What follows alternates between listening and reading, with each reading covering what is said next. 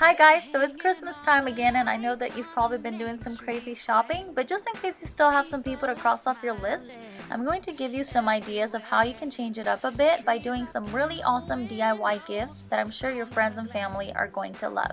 So stick around, I'm going to be showing you how you can do this canvas, a really pretty jewelry holder, and this really awesome candle. This is all very easy to make, it's very affordable and lots of fun. Okay, so for the canvas wall art, I did find my canvas at Walmart. It came in a pack of 2. And I actually made the felt owl, but you can find this one at Walmart for 97 cents. Now here I took a ruler and I just placed a mark an inch apart from each other on both sides of the canvas. And then I just took the tape and lined it up with the marks. And then I'm just going to go ahead and make sure that they are, somewhat even and straight. Then I'm going to take a foam brush and just apply the paint on the white part of the canvas. And I'm going to do 2 coats. After that, I'm just going to wait for it to dry, and then I'm going to peel the tape off, and this is what it's going to look like.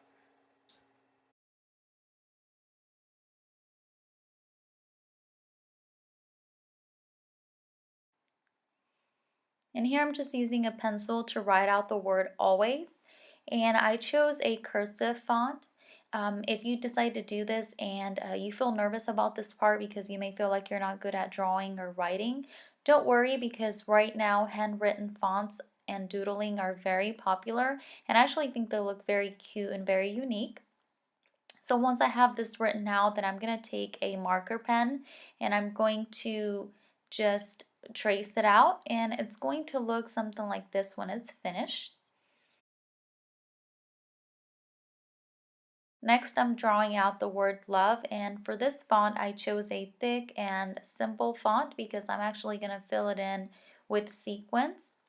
And I just used a pencil, I drew it out, and then I took a brush and school glue and just applied it in there generously, and then I used the brush to place the sequins on there one by one, and I kind of just layered them. I placed some small ones in the bottom and then some large ones at the top, and I just did that for each and every one of them until I felt like it covered all the letter and it looked really nice.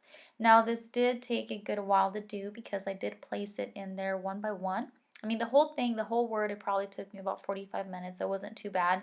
But if you do want to cut back on the time, you can definitely just leave out the sequins, and instead of doing that, just put glitter. You just fill it in the same way with the brush and then just sprinkle the glitter on it, and then just kind of dust off the rest, the remaining glitter, and I'm sure it's going to look just as beautiful. But I really wanted to do the sequins, and you can definitely replace any other things that I use and kind of just customize it and make it your own. But yeah, I really like the result of this one. I think it looks really awesome. I'm really excited. But anyways, the next step is to write out the word you. And for this font, I really wanted to keep it, simple and just very thin and pretty because, it kind of already has a lot going on. And that is the final step.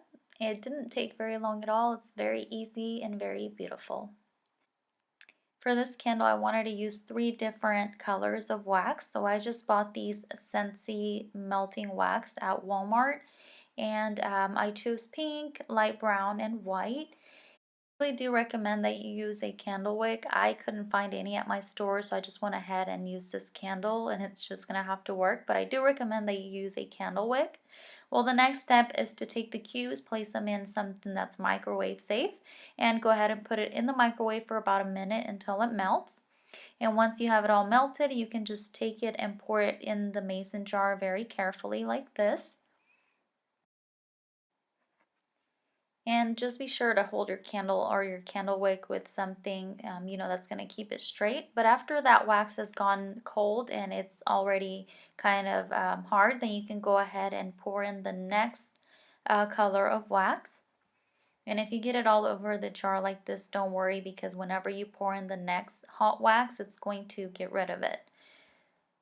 And you're just going to keep doing that over and over again in a pattern, or however you like, but that's what I did. I did pink, white, brown, and then repeated the pattern. And this is how it turned out. Now the next step is to find the lid to this jar, and I'm going to spray paint it gold. And this is just going to make it look a little bit nicer, and it's going to hide any marks or, labels that it has. And here I'm taking this glitter glue that I bought at the Dollar Tree, and I'm just applying it on here in the shape of a snowflake, and it looks really pretty. When it dries up, it's just looks like glitter. And this is pretty much what it looks like. After that, I'm taking this ribbon and I'm just going to tie a little bow around it. This is going to give it a little bit more, just a little bit more presentation, make it a little bit more cute. And like I said, you could just add anything that you may like and just kind of put your own touch to it.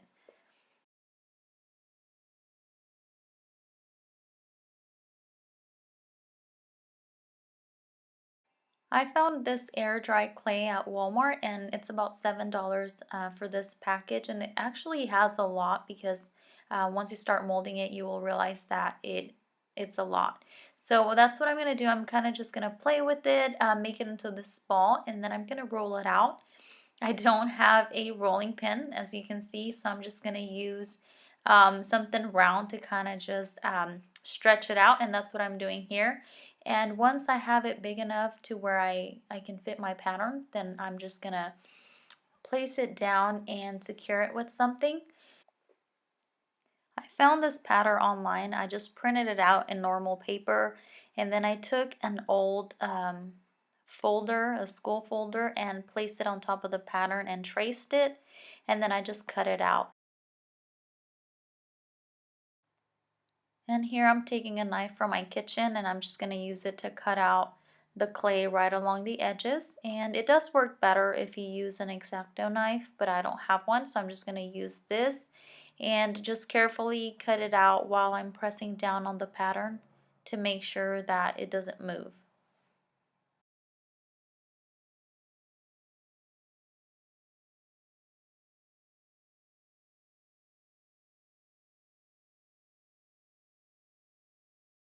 Then I'm going to remove the excess clay, and I'm going to clean it up a little bit more, making sure, I get rid of any harsh edges and things like that.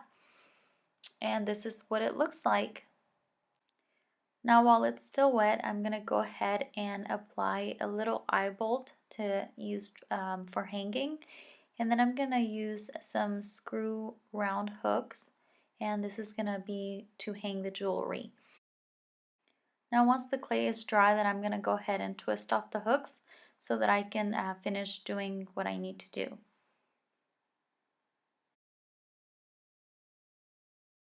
And I'm going to use a little buffing block that I bought at Walmart for like $1. And I'm just going to buff out the edges, make it a little bit more smooth, and get rid of any harsh bumps and things like that.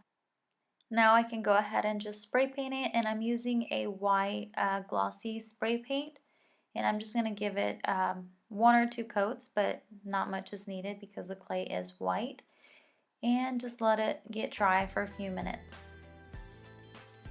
And here I'm placing some reinforcement stickers on there because I want to give it a polka dot look. So I'm going to use a foam brush and gold paint.